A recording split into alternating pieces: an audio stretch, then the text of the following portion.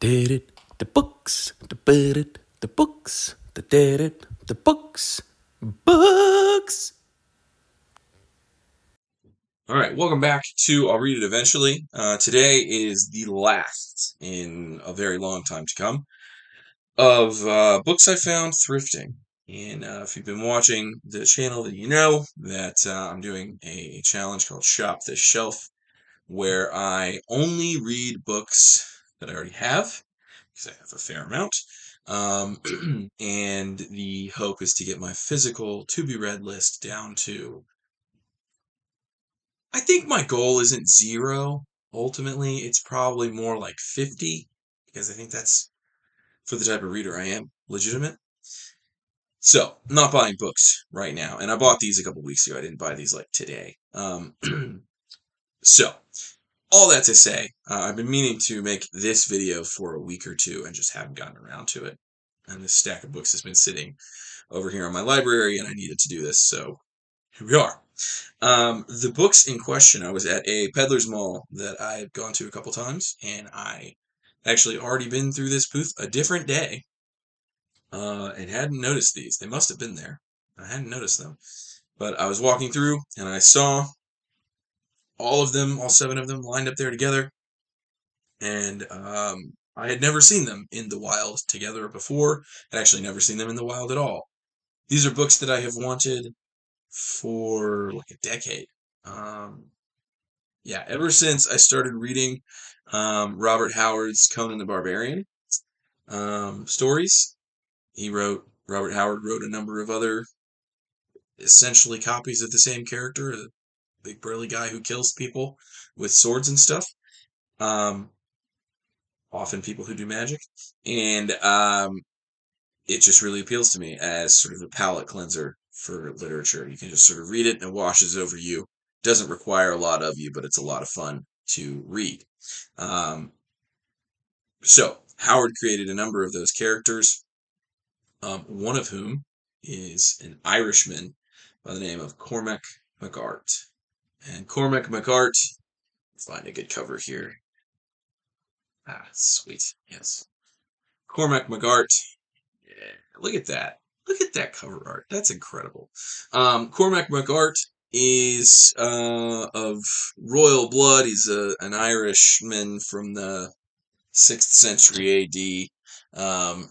And he becomes a pirate and roves around, fighting evil and righting wrongs and uh, staving off the end of the world in various ways. So, Robert Howard wrote one story about Cormac Mac Art called Tigers from the Sea, which I have not yet read, but I think I have somewhere.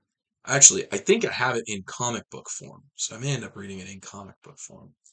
But anyway, um, Howard created this character. He's an Irishman of royal blood in the 6th century AD. He gets exiled from his homeland, and so he becomes a pirate and roves around fighting bad guys, basically. And again, this is literature that does not actually require anything of you. It's just cool. It's just, here's this dude. He's got a sword. He's gonna run around and kill that wizard and save that lady. And yeah, be great. And so really, yeah, it doesn't require a lot of you to read Cormac Mac Art or Conan. Um, and I have a lot of thoughts about Conan that I'm not going to port into this video. Um, but again, I've been wanting to read these books for a number of years. And so they are, just really quickly, they are Cormac Mac Art, The Mists of Doom, which is sort of his coming of age story. Cormac Mac Art, The Tower of Death, and I haven't familiarized myself with most of these, so I don't know what a lot of them are about. Cormac Mac Art, When Death Birds Fly. Cormac Mac Art, Tigers of the Sea. This is different than Tigers from the Sea. Yeah, different story.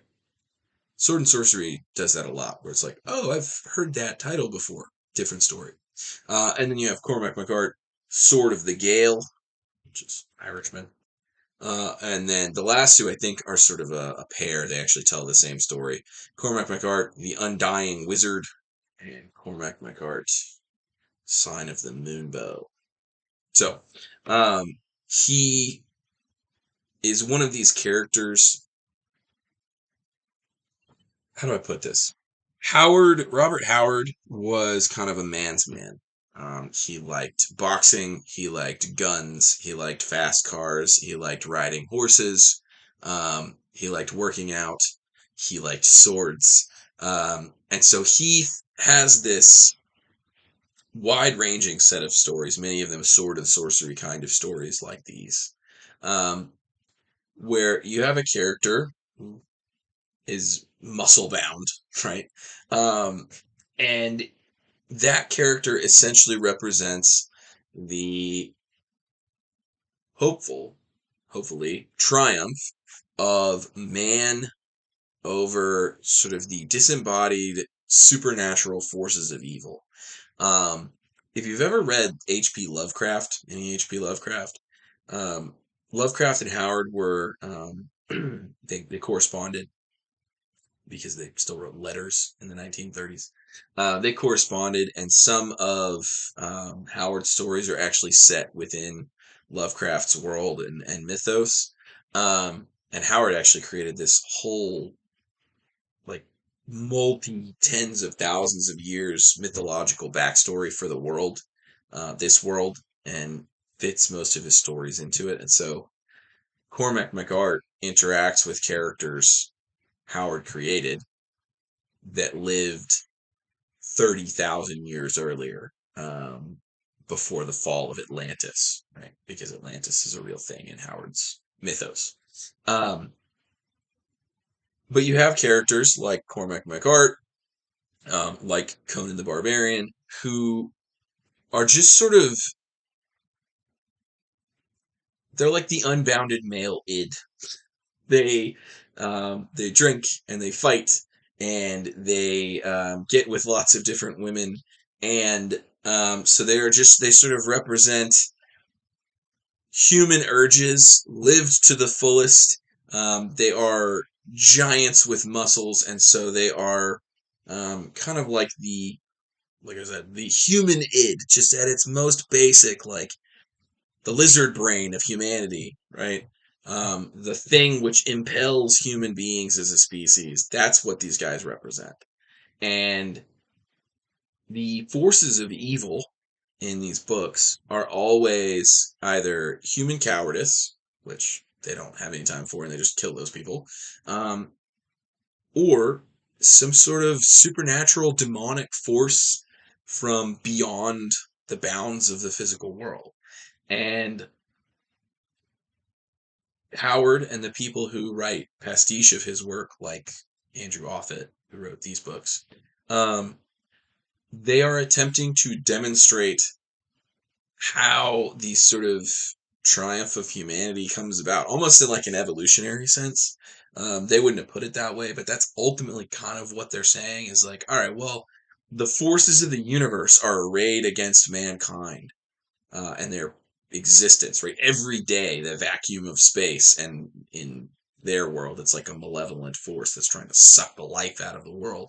Every day, that malevolence is trying to destroy humanity, and there are heroes like Cormac Mac Art and Conan the Barbarian, and then they would actually pull in people. If you ever heard of like Cuchulainn, which is like an Irish hero, an actual like within actual mythology that exists, not made up mythology for sword and sorcery books. Cuchulainn is like the Irish Achilles, basically. And so Howard and people like him would say, all right, well, Achilles and Cuchulainn and Cormac Mac Art and Conan the Barbarian are all essentially just sides of a coin, where you have someone who represents the best of human capacity. I guess that's probably the best way to put it, human capacity. And they are going to triumph, hopefully, over the forces of evil and supernatural destruction that are arrayed against them, and humanity will continue to iterate and grow and extend into the future. So they're really interesting books because again, they're not hard to read. I've started reading this first one. It's a little weird. Offutt definitely takes like a tone. He's trying to strike a tone that makes you feel like you're reading something old. But beyond that, they're not hard to read. They, like I said, they just kind of wash over you. And but what's interesting is you have these characters who exist in reality. Right? I mean, like Cormac Mac Art lives in 6th century Ireland, and so there are real Irish kings that are mentioned in this book. You have sort of a conflict between Christianity on one side and Druidic paganism on the other. And then you've got, political struggles between different Irish kings and chiefs and all this sort of stuff. Um, and so there's this distinct element of realism. And there's actually even that in the stories of Conan. Conan is set in a time period called the Hyborian Age, which comes after the fall of Atlantis, but before the Noahic flood. Although Howard wouldn't call it the Noahic flood, but that's what it is. The Noahic flood. And so there's like a continent well, multiple continents, but a continent where Conan exists that Howard would say in his mythos actually existed at a point in real historical time. And there are kings and kingdoms and all these things. And so there are names in, the mythos of Conan that get ported into the real world. What's a good example of that? Um,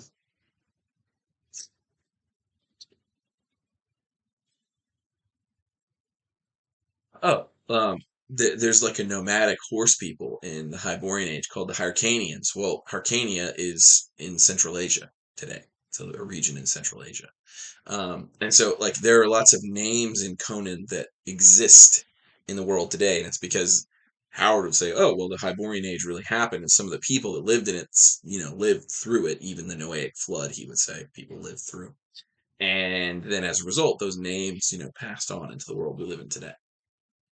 So there is a very there's a groundedness, there's a realism to the sword and sorcery of things people like Robert E. Howard, and again, this is a pastiche, but this is Robert Howard basically.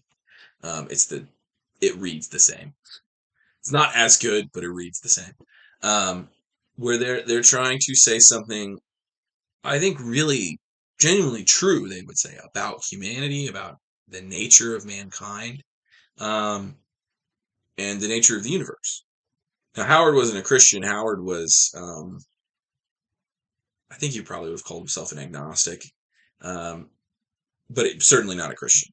But I think there is actually, even for someone who's not a Christian and wasn't trying to write Christian work, I think that ultimately people like Cormac Mac Art and Conan the Barbarian, they end up being Christ-like figures because even unintentionally, they find themselves the only representative of humanity that can stand against a particular evil that is, in many cases, literally about to destroy the world. I mean, I cannot tell you the number of times in a Conan book where he is fighting something and it turns out, oh, this is a demon that some witch summoned and it can swallow the universe. So you gotta, kill it or we're all gonna die. And I haven't read the Cormac Mac Art books yet, but I guarantee that something like that is going to happen. Because it always does, because that's sword and sorcery. It's great. But that turns them into Christ figures. They face the forces of chaos and death and destruction. And often, the way that these sword and sorcery stories go, not with Conan because he's apparently unkillable, and probably Cormac is as well. But often these figures either die or almost die in the attempt, and so they go through death. Much like if you have read the biblical story of Jonah, Jonah goes through death. Now it's not clear if he actually dies in the belly of the fish, if that's what you're supposed to understand, or if he's just experiencing the darkness that is like death. But he appears to die. So he goes through death and comes out. And on the other side, he comes out and is able to save a group of people, right? And that's Conan. That's Cormac Mac Art. They face down the forces which intend to destroy and rip apart the universe, whether from other people who have given into base urges like cowardice and perfidy and all these sorts of things, or literal supernatural evil in its purest form, or someone who is kind of straddling that line where it's like a magician or a sorcerer, or a half human hybrid person who is part monster and part human or whatever. And these sworded sorcery figures face those things and they destroy them. Always. I mean, invariably they destroy them. You don't read this because they're going to lose. The muscle dude doesn't lose. The muscle dude always wins. Um, but there is an element of Christ-likeness to them. Now, I want to qualify that a little bit because I don't know a whole lot about Cormac Mac Art, but Conan is not a good person. Conan crucifies people for revenge. Conan sleeps around a lot. Conan murders guys. Conan starts his professional life as a thief and then graduates to like professional killer. So like he's not a good person. And I don't want to say he's a Christ figure in that way. But he is, I would say, he's similar to a biblical judge. Right? If you read the book of Judges, Conan is like Gideon, or well, maybe not. Gideon's a bad example. Conan's like Samson. Conan is Samson. Samson is Conan. They are a chosen warrior, and Conan has this in his mythos. They're a chosen warrior who has a destiny, and they are kind of like, yeah, I don't know if I'm really interested in that. But then it kind of becomes unavoidable and inescapable. And they're really interested in like drinking and sleeping around and, being famous and um, just sort of having a good time, roistering. But their destiny keeps pulling them back into the fray, and that fray is the fight between good and evil. That fray is the ultimate battle between the forces of darkness on one side and the forces of good on the other. And so Conan ends up being, Cormac Mac Art, I'm sure, will end up being a messiah figure, a type. In Christianity, we call this a typology, a type of Christ, a prefiguring of Christ. And so Howard, weirdly enough, Howard has created, and he's dead now, unfortunately, but Howard created a typological Christ figure. And then he said, you know what? This guy's not just some person I made up. He existed in a real historical time period, which happened before the Noahic flood. And so, if you're like me, what you're seeing there is, oh, so Conan is a pre-flood, pre-Noahic flood biblical judge. He's like Nimrod from the book of Genesis, a mighty hunter before the Lord. That's Conan. So that is why I like these kinds of books. Not just because, as I said, it's a palate cleanser. It's light, it's easy, it doesn't require anything of you. You know what's going to happen.